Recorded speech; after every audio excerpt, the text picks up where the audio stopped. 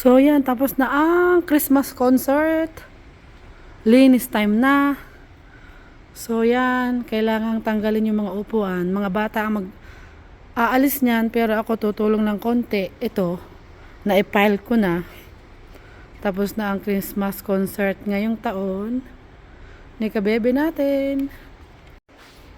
Bali kagabi, maraming tinda dyan sa mga table na yan. Christmas pang Christmas decor. So yan, may natirang 4.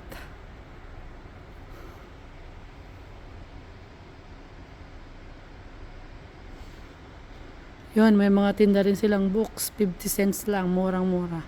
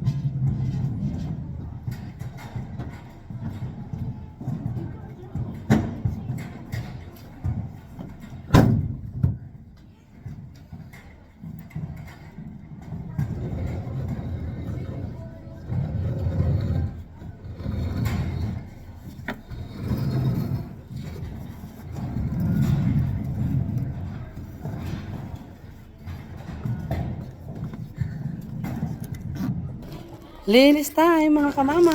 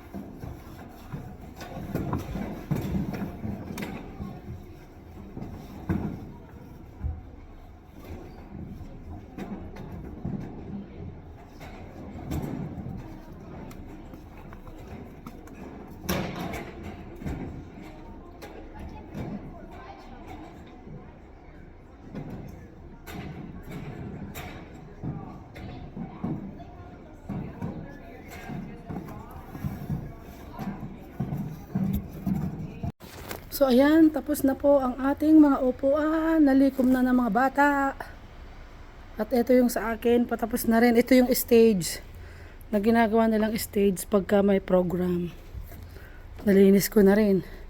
Pati itong stage para ngayong deep cleaning, starting on Saturday, tapos na ako sa stage ko. Kasi ngayon na lang at bukas ang pasok ng mga bata. So, deep cleaning na ulit kami.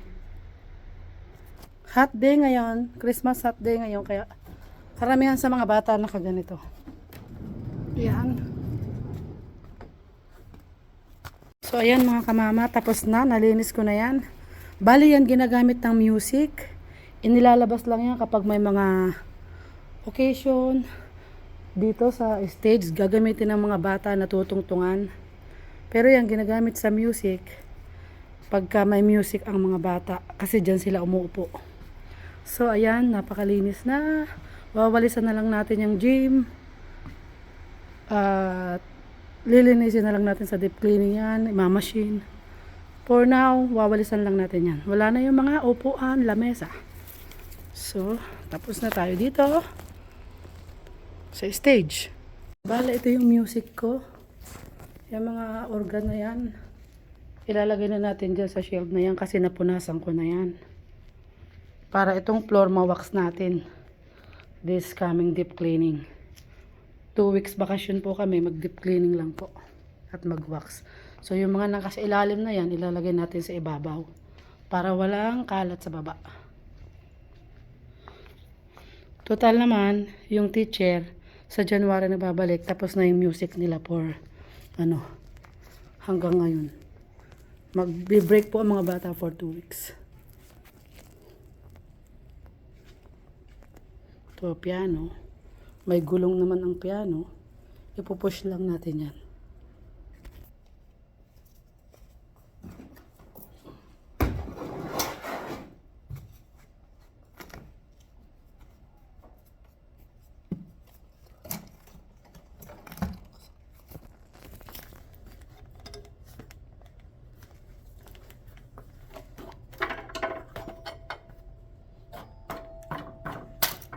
Tanggalan natin yung kaunting alikabok.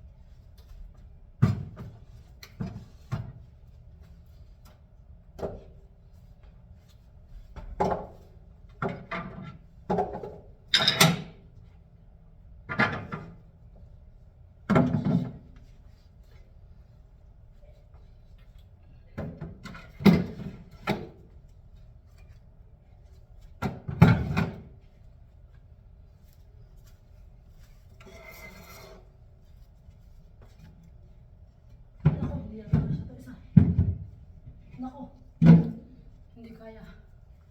Hindi pa dapat itong maliit.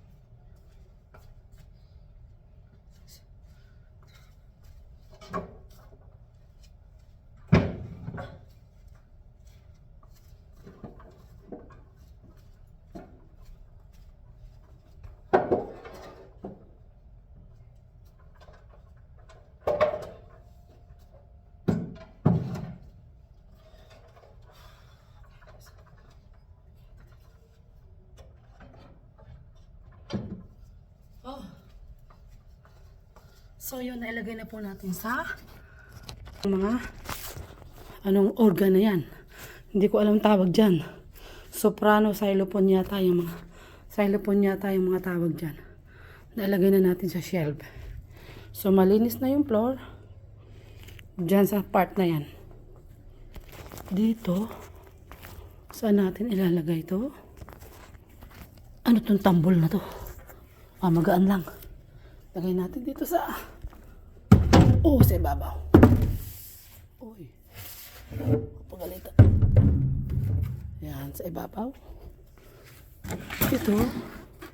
Dito siguro.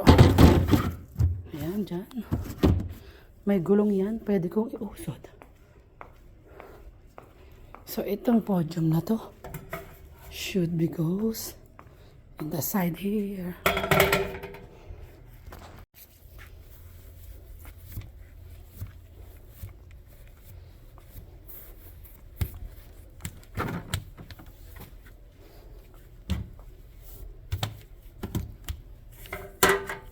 So, ayan, natanggal na natin yung mga gamit sa lapag.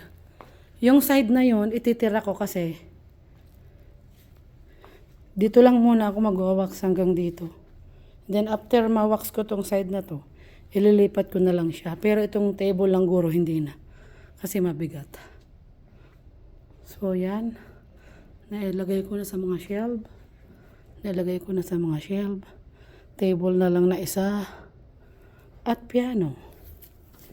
So, lilinisin na lang ang floor and pahida na lang ng wax. So, magwawalis na ako ngayon sa gym. So, magwalis na tayo mga kamata.